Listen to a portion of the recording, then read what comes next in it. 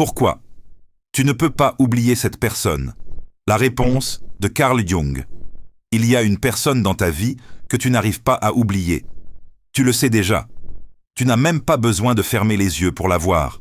Elle est là, quelque part entre tes pensées du matin et le silence qui précède le sommeil. Elle est dans la chanson que tu évites d'écouter, dans l'odeur d'un parfum croisé par hasard dans la rue, dans ce coin précis d'un café que tu évites désormais, parce que tu sais ce que ça fait d'y entrer. Peut-être que des mois ont passé, peut-être des années, peut-être que tu as essayé, vraiment essayé. Tu as supprimé ces photos, tu as effacé ces messages, tu as évité les endroits qui vous appartenaient. Tu as rencontré d'autres personnes, tu t'es dit que c'était fini, que tu avançais, que tu allais mieux. Et puis un soir ordinaire, une pensée surgit, et tout revient, d'un coup, intact, comme si rien n'avait cicatrisé. Et tu te demandes, pourquoi? Pourquoi elle? Pourquoi lui? Pourquoi est-ce que je n'arrive pas à tourner la page? Tu t'es peut-être dit que tu étais faible, que tu t'accrochais, que tu avais un problème, que les autres, eux, savaient ne passer à autre chose. Mais et si ce n'était pas une faiblesse? Et si l'oubli était impossible non pas parce que tu es brisé, mais parce que quelque chose de profond, quelque chose que tu ne comprends pas encore, refuse de lâcher cette personne? Et si l'incapacité à oublier était en réalité un message? C'est exactement ce que Carl Gustav Jung, l'un des plus grands esprits de la psychologie moderne, a passé sa vie à explorer. Et sa réponse va probablement te surprendre. Parce que pour Jung, ce n'est pas la personne que tu n'arrives pas à oublier. C'est quelque chose en toi. Partie I. L'âme est son miroir. Ce que tu vois en l'autre. Pour comprendre Jung, il faut commencer par un concept central dans toute son œuvre. L'inconscient. Mais pas l'inconscient tel qu'on l'imagine. Une sorte de cave sombre où l'on entasse des mauvais souvenirs. Pour Jung, l'inconscient est vivant. Il pense, il désire, il parle, à travers les rêves, les émotions, les répétitions inexpliquées dans nos vies. Et voilà ce que Jung a découvert. Quand une personne nous fascine, nous obsède, nous hante, c'est rarement à cause d'elle seule. C'est parce qu'elle porte en elle quelque chose que nous portons, mais que nous n'avons pas encore reconnu, accepté ou intégré. Jung appelait cela la projection. La projection, c'est ce moment où l'on prend une partie de soi-même, une qualité, une blessure, un désir, une peur, et on la projette sur quelqu'un d'autre, comme un projecteur de cinéma envoie une image sur un écran. L'écran ne crée pas le film, il ne fait que le rendre visible. Cette personne que tu n'oublies pas, elle a été ton écran. Elle a rendu visible quelque chose en toi. Peut-être que tu aimais en elle une liberté que tu n'autorisais pas à toi-même, une passion que tu avais étouffée, une façon d'être dans le monde qui te semblait inaccessible. Ou peut-être qu'elle représentait une blessure ancienne, une douleur familière qui, malgré sa douleur, avait quelque chose de confortable, parce que nous retournons toujours vers ce que nous connaissons, même si ça nous fait du mal. Jung le formulait ainsi: nous tombons amoureux non pas d'une personne réelle, mais d'une image intérieure. Et quand quelqu'un dans notre vie correspond, même partiellement, même imparfaitement, à cette image intérieure, quelque chose en nous se réveille avec une intensité que rien d'autre ne peut reproduire. C'est pour ça que certaines rencontres semblent avoir une qualité presque surnaturelle. Un sentiment de déjà-vu. La certitude que cette personne était attendue. Comme si on se retrouvait plutôt qu'on se rencontrait. Et c'est exactement pour ça qu'on n'arrive pas à l'oublier. Parce que oublier cette personne, ce serait oublier la partie de soi qu'elle a éveillée. Partie 2. L'anima et l'animus, la figure intérieure. Jung est allé encore plus loin. Il a développé deux concepts qui, aujourd'hui encore, restent parmi les plus puissants pour comprendre nos attachements, l'anima et l'animus. L'anima, c'est la figure féminine inconsciente, présente dans la psyché de l'homme. L'animus, c'est la figure masculine inconsciente dans la psyché de la femme. Ces figures ne sont pas des clichés de genre. Jung était bien plus subtil que ça. L'anima et l'animus représentent la dimension autre en nous. tout ce que nous n'avons pas développé consciemment, tout ce que la culture, la famille, l'éducation nous a appris à réprimer ou à ignorer. Prenons un exemple concret. Un homme qui a grandi dans un environnement où montrer ses émotions était perçu comme une faiblesse, va développer une personnalité rationnelle, contrôlée, efficace. Mais cette dimension émotionnelle n'a pas disparu. Elle est simplement descendue dans l'inconscient. Et elle y a pris une forme, une figure féminine intérieure, à la fois douce et intense, à la fois vulnérable et puissante. C'est son anima. Et un jour, il rencontre une femme qui incarne, même partiellement, les qualités de cette figure intérieure. Et là, c'est l'éblouissement. L'attraction qu'il ressent n'est pas seulement pour cette femme, c'est pour la partie de lui-même qu'elle représente, pour tout ce qu'il n'a jamais autorisé à exister en lui. Jung disait « On ne tombe pas amoureux de quelqu'un, on tombe amoureux de sa propre âme, telle qu'elle se reflète dans l'autre. » Et voilà toute la tragédie et la beauté de ces amours impossibles à oublier. Elles nous touchent si profondément parce qu'elles ne parlent pas seulement de l'autre. Elles parlent de nous, de nos profondeurs, de nos manques, de notre totalité inaccomplie. Quand cette personne part, ou quand la relation se termine, nous n'avons pas seulement perdu quelqu'un. Nous avons perdu l'accès à une partie de nous-mêmes. Et c'est cette perte-là qui est insupportable. C'est cette perte-là qui explique pourquoi certains deuils amoureux semblent impossibles à traverser. Partie 3. L'ombre et l'attraction interdite. Il y a un autre concept jungien que tu dois connaître si tu veux vraiment comprendre pourquoi certaines personnes sont impossibles à oublier. L'ombre. L'ombre, c'est tout ce que nous avons rejeté de nous-mêmes. Tout ce que nous jugeons inacceptable, honteux, inadmissible. Les désirs que nous n'osons pas avoir, les peurs que nous n'admettons pas, les aspects de notre personnalité que nous avons appris à cacher, aux autres, mais surtout à nous-mêmes. L'ombre n'est pas mauvaise en elle-même. Elle est simplement la partie de nous que nous n'avons pas encore regardée en face. Et voilà ce qui est fascinant. Nous sommes souvent attirés par des personnes qui incarnent notre ombre. Des personnes qui font ce que nous n'osons pas faire, qui disent ce que nous n'osons pas dire, qui vivent d'une façon que nous avons appris à condamner, mais qui nous fascinent secrètement, profondément, irrésistiblement. Tu connais cette attraction pour quelqu'un qui ne te convient pas du tout? Quelqu'un dont tu sais, rationnellement, que cette relation ne peut pas fonctionner, mais vers qui tu reviens encore et encore, comme aimanté. Ce n'est pas de la folie. Ce n'est pas une erreur de jugement. C'est ton ombre qui parle. Cette personne porte quelque chose que tu as interdit en toi. Et cette attraction, aussi douloureuse soit-elle, est une invitation. Une invitation à regarder cette partie de toi que tu as bannie. Jung était clair là-dessus. Ce que nous n'intégrons pas consciemment, nous le vivons de l'extérieur comme un destin. Autrement dit, si tu refuses d'explorer ton ombre, la vie va te faire rencontrer encore et encore des personnes qui la portent à ta place. Tu vas répéter les mêmes schémas, les mêmes types de relations, les mêmes douleurs, jusqu'à ce que tu comprennes le message. Et le message n'est jamais dans l'autre. Le message est toujours en toi. Partie 4. La synchronicité. Pourquoi cette personne? Pourquoi maintenant? Il y a des rencontres qui semblent défier la logique. Des coïncidences trop précises pour être vraiment des coïncidences. Des moments où deux vies se croisent au moment exact où elles devaient se croiser. Ni trop tôt, ni trop tard. Jung avait un nom pour ça, la synchronicité. La synchronicité, c'est la coïncidence signifiante. Ce n'est pas de la magie ni de la superstition. C'est l'observation que parfois des événements extérieurs semblent répondre à des états intérieurs avec une précision déconcertante. Comme si l'univers intérieur et l'univers extérieur parlaient le même langage, au même moment.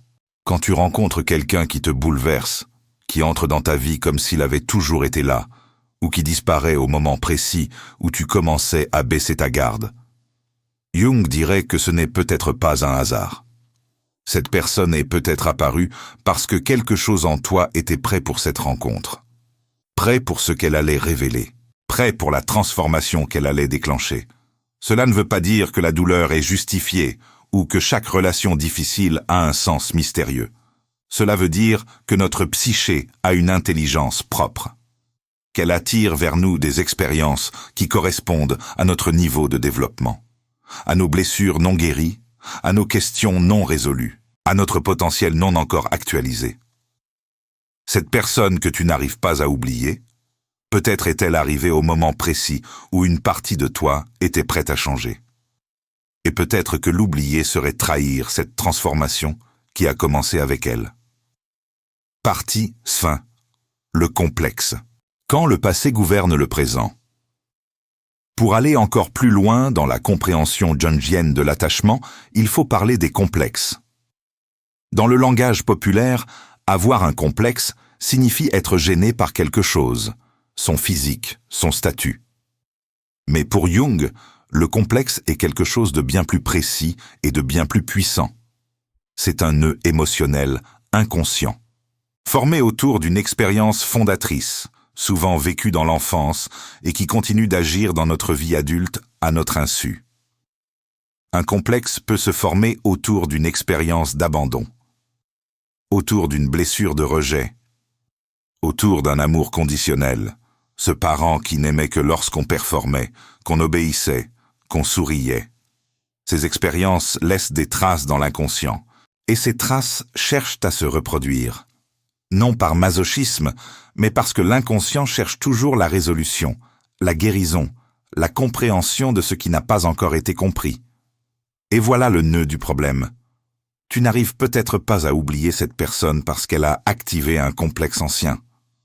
Elle a rejoué, dans ta vie adulte, un scénario que tu connais depuis l'enfance. La façon dont elle t'a regardé, ou cessé de te regarder. La façon dont elle était là, puis absente. La façon dont tu t'es senti suffisant, puis insuffisant.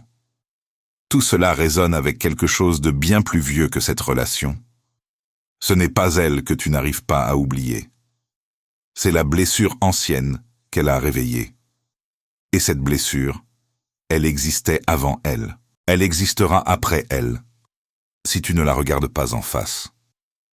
Jung disait que ce que nous ne rendons pas conscient se manifeste dans notre vie comme destin. Le complexe non résolu va continuer à attirer les mêmes types de personnes, à créer les mêmes types de douleurs, jusqu'à ce qu'il soit enfin regardé, nommé et intégré. Partie 6. L'individuation. La vraie raison pour laquelle tu ne peux pas oublier. Nous arrivons maintenant au concept central de toute la pensée jungienne. L'individuation. L'individuation, c'est le processus par lequel un être humain devient lui-même. Vraiment lui-même. Pas le moi que la famille a façonné. Pas le moi que la société a approuvé. Pas le masque que nous portons pour être aimé, accepté, reconnu. Mais le soi authentique, total, intégré, celui qui inclut les lumières et les ombres, les forces et les vulnérabilités, tout ce que nous sommes réellement. Ce processus, Jung le considérait comme la tâche fondamentale de toute existence humaine. Et il disait quelque chose d'extraordinaire. Les grandes souffrances, les grandes pertes, les grandes amours impossibles, elles ne sont pas des accidents sur le chemin de l'individuation. Elles sont le chemin. Cette personne que tu n'arrives pas à oublier, elle n'est peut-être pas dans ta vie pour te rendre heureux. Elle est peut-être dans ta vie pour te rendre entier. Voilà la question que Jung t'invite à te poser. Qu'est-ce que cette relation, cette douleur, cette obsession, cette impossibilité d'oublier révèle en toi? Quelle partie de toi cette personne a-t-elle éveillée? Quelle partie de toi sa perte t'a-t-elle forcé à développer? Parce que souvent, quand quelqu'un que nous aimons profondément nous quitte, quelque chose en nous est forcé de grandir. Là où nous dépendions de cette personne pour nous sentir vivants, nous sommes contraints d'apprendre à nous sentir vivants par nous-mêmes. Là où nous attendions d'elle qu'elle comble notre vide, nous sommes forcés d'apprendre à vivre avec ce vide, et éventuellement de le remplir autrement, C'est douloureux, c'est terrifiant, mais c'est de l'individuation en action. Individuation en partie 7. Les rêves et les messages cachés.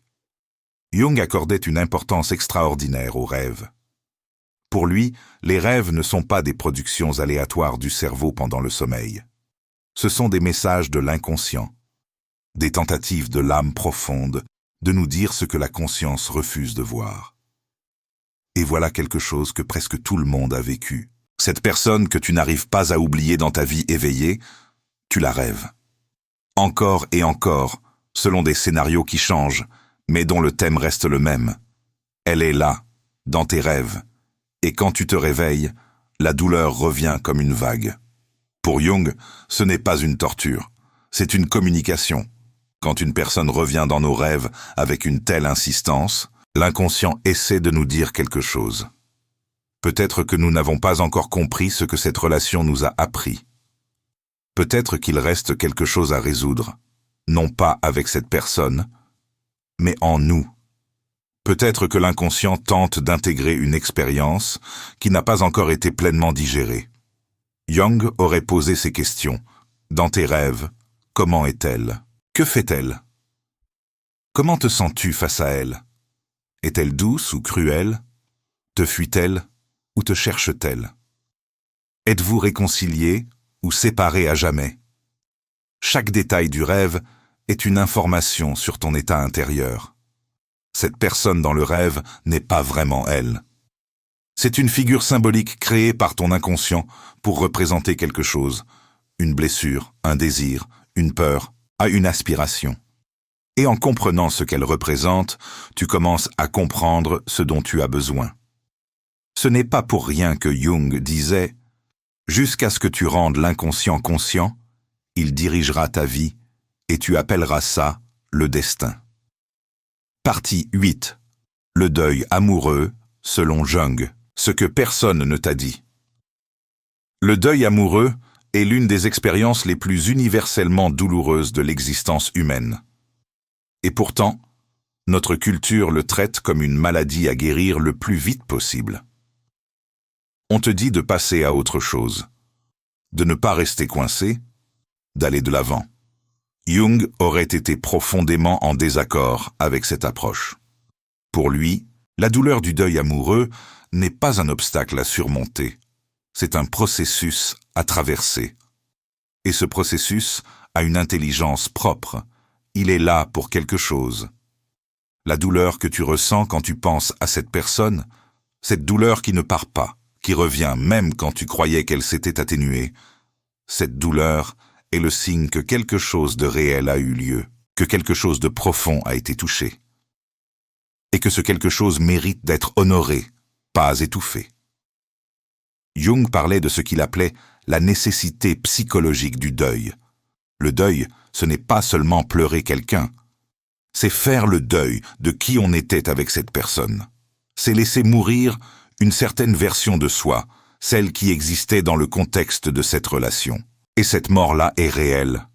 Elle mérite du temps, de l'espace, du respect. Quand tu essaies d'oublier trop vite, quand tu t'occupes frénétiquement pour ne pas ressentir, quand tu te jettes dans une nouvelle relation avant d'avoir traversé le deuil de l'ancienne, tu ne guéris pas. Tu enterres vivant ce qui a besoin de mourir pour que quelque chose de nouveau puisse naître. Et ce quelque chose de vivant encore enterré va continuer à agir dans l'obscurité. Il va saboter tes nouvelles relations. Il va refaire surface au moment le moins attendu. Il va te faire revivre les mêmes schémas encore et encore, jusqu'à ce que tu acceptes enfin de t'arrêter, de ressentir et de traverser. Partie 9. Le transfert et l'amour qui dépasse la raison. Il y a des amours qui ne font aucun sens rationnel. Tu sais que cette personne n'est pas bonne pour toi. Tu sais que la relation est toxique ou impossible ou terminée. Et pourtant, rien n'y fait. La raison ne parvient pas à atteindre ce niveau de l'âme où l'attachement s'est formé. Jung avait un mot pour décrire ce phénomène, le transfert. Le transfert, dans son sens le plus large, c'est le processus par lequel nous déposons sur quelqu'un des attentes, des émotions, des significations qui appartiennent en réalité à quelqu'un ou quelque chose d'autre, souvent une figure parentale, souvent quelqu'un de notre passé lointain. Et voilà l'aspect le plus bouleversant de cette réalité. L'amour que nous portons pour certaines personnes n'est pas entièrement pour elles. Une partie de cet amour appartient à l'enfant en nous qui a cherché, très tôt, un amour inconditionnel et ne l'a pas toujours trouvé. Une partie de cet amour appartient à la blessure qui cherche encore, des décennies plus tard, à être guérie. Ce n'est pas une critique de la sincérité de cet amour. Cet amour est réel. Il est intense, il est profond, mais il porte en lui des couches qui dépassent la relation actuelle. Comprendre le transfert, ce n'est pas réduire l'amour à une pathologie. C'est lui rendre sa complexité. C'est reconnaître que nous ne tombons jamais amoureux dans le vide. Nous tombons amoureux avec toute notre histoire, toutes nos blessures, tout notre désir inassouvi d'être pleinement vu, pleinement aimé, pleinement accueilli. Et quand une personne nous donne, ne serait-ce qu'un instant, la sensation d'être vu, aimé, accueilli, quelque chose en nous s'attache à elle avec une force qui dépasse toute rationalité, parce que ce n'est pas seulement elle que nous aimons, c'est la promesse de guérison qu'elle a incarnée. Partie X. Ce que Jung te demande de faire maintenant. Tout ce que nous avons exploré jusqu'ici, la projection, l'anima et l'animus, l'ombre, les complexes, le deuil nécessaire, le transfert, tout cela converge vers une seule question. Qu'est-ce que tu vas faire de tout ça? Parce que Jung n'était pas un penseur passif. Il croyait profondément que la connaissance de soi n'est pas une fin en soi. C'est un outil. Un outil pour vivre plus pleinement, plus authentiquement, plus librement. Alors voici ce que Jung t'inviterait à faire. Premièrement, arrête de te battre contre le souvenir. L'oubli forcé est une violence faite à soi-même. Plus tu combats une pensée, plus elle revient. C'est l'un des paradoxes fondamentaux de la psyché humaine. Jung préconisait non pas l'évitement, mais l'intégration. Regarde le souvenir. Laisse-le être là. Pose-lui des questions. Qu'est-ce qu'il te dit? Qu'est-ce qu'il porte que tu n'as pas encore compris? Deuxièmement, récupère tes projections. Si cette personne incarnait en toi quelque chose que tu admires, une liberté, une passion, une créativité, une puissance, demande-toi, comment pourrais-je développer cela en moi? Ce n'est pas parce qu'elle est partie que ces qualités doivent disparaître de ta vie. Elles t'appartiennent, elles t'ont toujours appartenu. Tu as simplement eu besoin d'elles pour les voir. Et si cette personne incarnait quelque chose de plus sombre, une douleur familière, une attirance destructrice, demande-toi, quelle blessure en moi cette relation a-t-elle activée? Quelle croyance ancienne sur moi-même ou sur l'amour est-elle venue confirmer ou défier? Troisièmement, dialogue avec ta figure intérieure. Jung pratiquait ce qu'il appelait l'imagination active, une technique par laquelle on entre en dialogue conscient avec des figures de l'inconscient. Dans ton cas, tu peux essayer ceci. Imagine cette personne devant toi, non pas pour la retrouver, non pas pour renouer, mais pour lui parler et lui demander ce qu'elle représente. Laisse venir les réponses. Elles seront peut-être surprenantes. Elles seront les tiennes. Quatrièmement, honore le deuil. Donne-toi la permission de pleurer ce que tu as perdu. Pas seulement la personne, mais la version de toi qui existait avec elle. Le futur imaginaire que tu avais commencé à construire. L'espoir, la connexion, l'assentiment d'être compris. Tout cela mérite d'être pleuré. Et ces larmes ne sont pas une faiblesse. Elles sont la marque de quelque chose qui comptait vraiment. Cinquièmement, cherche le sens, pas la clôture. Notre culture nous parle beaucoup de closure, ce moment supposé où on ferme le chapitre, où on passe à autre chose, où on est enfin guéri. Mais Jung aurait été sceptique face à cette idée. Certaines expériences ne se ferment pas, elles s'intègrent. Elles deviennent une partie de ce que tu es, de ce que tu as vécu, de ce qui t'a formé. Et c'est très bien ainsi. La question n'est pas « quand vais-je oublier ?»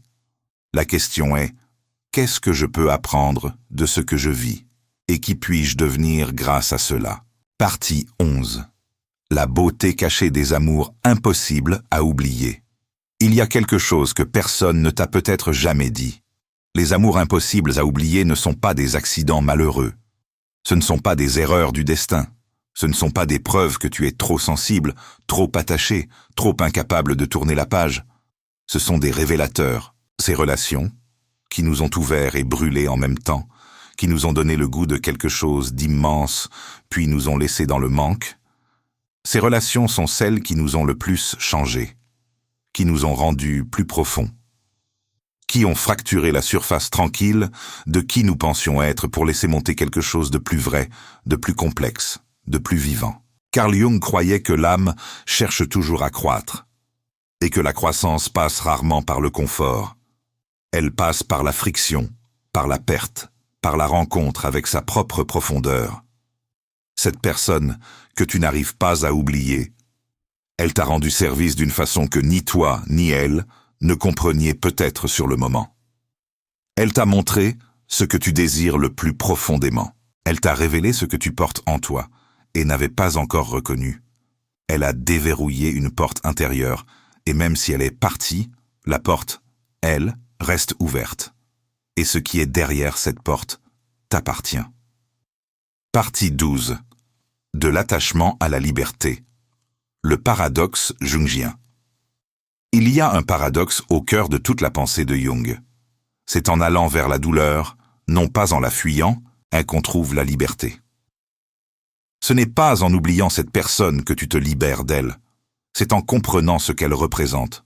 C'est en intégrant ce qu'elle a révélé.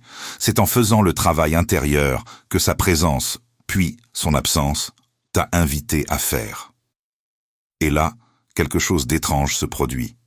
Pas l'oubli, quelque chose de bien plus précieux. La transformation de la douleur en compréhension. La transformation de l'attachement en gratitude. La transformation du manque en connaissance de soi. Tu ne vas peut-être jamais vraiment oublier cette personne, et c'est peut-être très bien ainsi.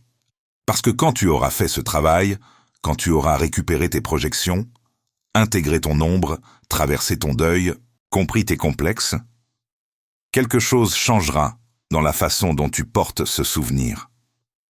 Il ne sera plus une douleur ouverte. Il deviendra une partie de ton histoire, une partie de qui tu es, une partie de ce qui te rend capable d'aimer avec plus de conscience, plus de profondeur, plus de liberté. Jung écrivait « La rencontre avec soi-même est l'une des expériences les plus désagréables auxquelles on puisse se soustraire.